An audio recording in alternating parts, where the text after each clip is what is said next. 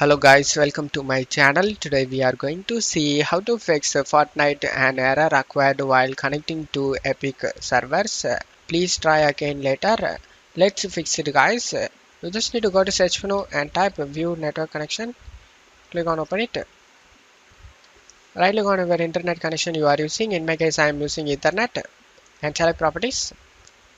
Select internet protocol version 4 and select properties. In here you just need to select use the following DNS server addresses and type here 8888. In alternative DNS you just need to type 8844. Click on this check mark validate settings upon exit and click on OK. Select close, and now you just need to wait for this to get done.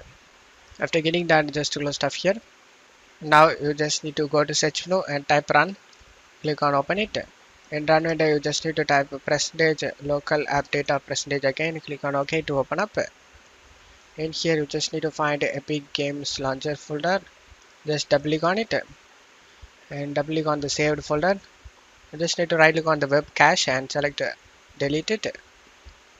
You just need to click on the system tray, right click on the Epic Games. If running in the background, just select exit and now select try again.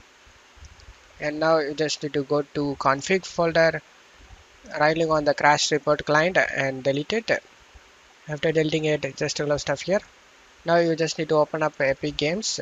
Go to library. You just need to click on the three dot icon next to Fortnite and select manage. And in here you can able to see option verify files. You just need to select that, and after that just close stuff here and go ahead and restart your PC. After restarting your PC you can play Fortnite without having any problem. And that's it for today's video guys. Give me a like and subscribe. Thank you.